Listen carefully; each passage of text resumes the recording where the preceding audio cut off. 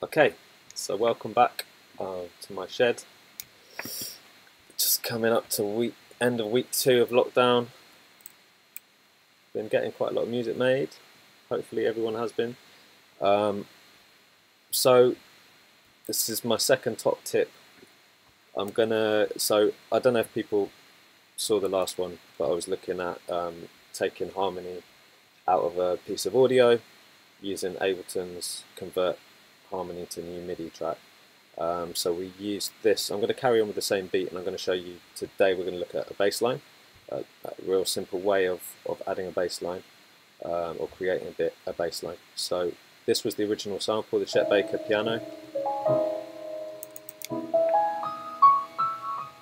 and then what I did is I created the chords from that, and I've put them on an analog synth sound and a Rode sound.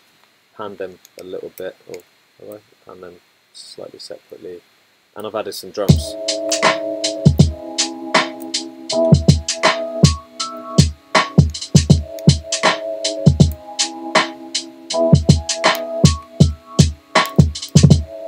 So really simple little loop that, but I'm going to add a bass line. You're just using a sub bass. So what I'm going to do, I'm just going to create a new MIDI track, Command-Shift-T. I can come up here, create a MIDI track, everyone knows that. And I'm going to find, I've got this sub bass sound. You can hear it rattling my snare drum. Hopefully you can hear that on your speakers. So real quick way, I've already got the drum beat here, so what I'm going to do is I'm going to copy the drum beat onto there, and I'm going to just delete everything apart from the kick drum pattern. So we're basically going to create a bass line that replicates the rhythm of the kick drum. So this is a very low sound. I'm going to take it up an octave. Yeah, we can't even hear that. The sample is super low. I'm just shifting it up using Shift key and the up arrows. Still super low.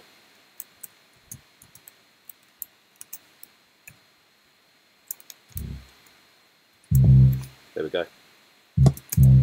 Hear it rattling my snare drum. So listening to this, actually, we're just going to use our ears. I think the first note should be that D sharp. Maybe not. C sharp. There we go. So can you hear? It's basically playing the same as the bass drum.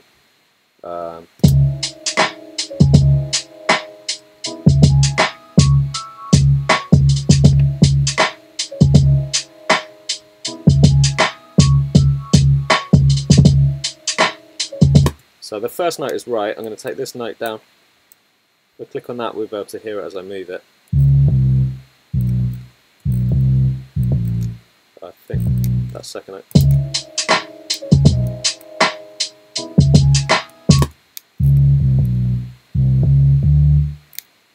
Let's try that.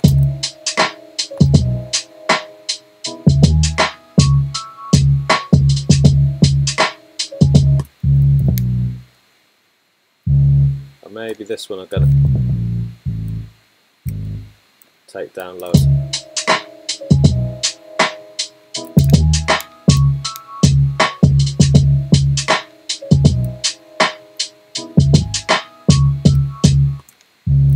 Take these.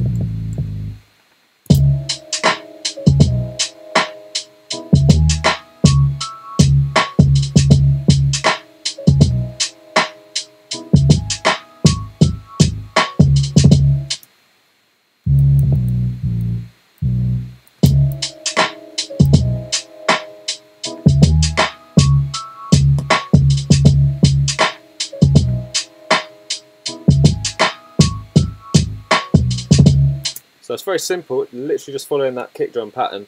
I can mess around with that, change the notes, just using my ears, and you can look at the chords as well, looking at the chords here, sorry, and sort of take some notes from the chords.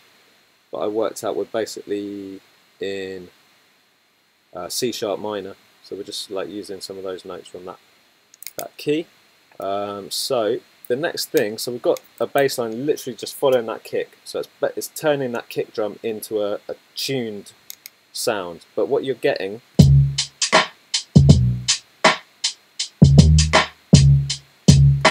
is the bass tone from the kick drum and the bass tone from that sub bass are kind of clashing a little bit in the mix. They're competing in the same place in the mix.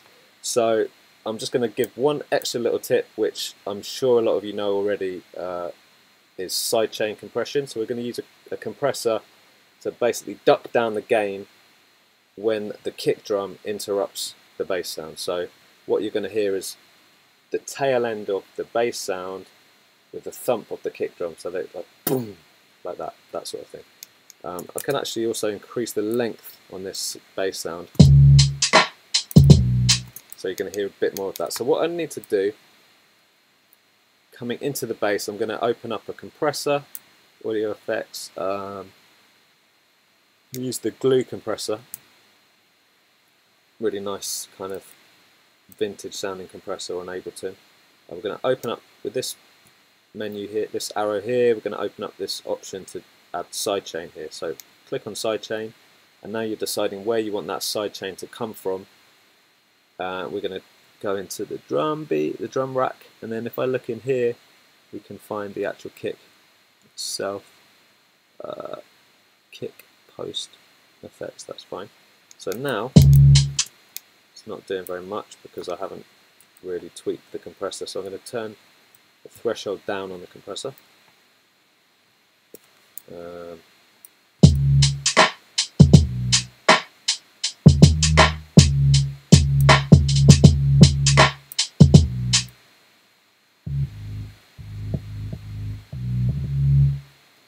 So you hear what that's doing? It's ducking it down. You can see when that this little needle here is flicking, that's showing you the gain reduction on the compressor.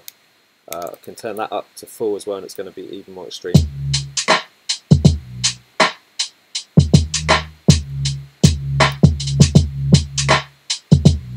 It's a bit much, but you're really getting the kick cutting through now as well. So.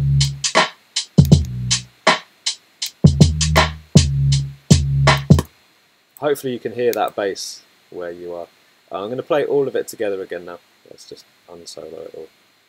Let's play this whole track.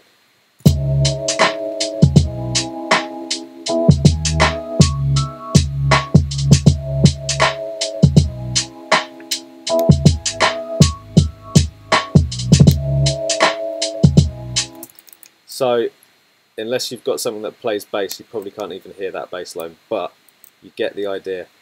So I was just using a sample sub bass. There's also nice sub bass in Ableton. If you look in sounds, in bass, there's quite a lot of nice bass sounds you can use. There's a hip hop sub, it's pretty straightforward, sine wave, or fine samples or whatever. But it's just a quick technique to get a bass line that's following what the kick drum's doing, and then you're just tweaking the notes to make it fit with the chords of the track.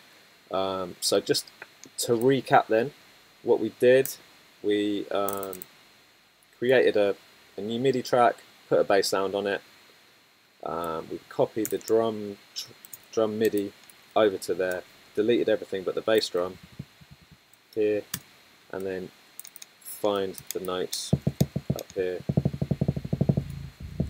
until you get the right kind of ballpark. Here we are. And then start moving these notes around until they fit. But it's a really nice way of getting a very simple, hard-hitting bass line that is in time with the kick drums, bang on, so quick, rather than trying to recreate a bass line from scratch. You've got the bass drum pattern there. So yeah, that's my tip for today. Hope you enjoyed it.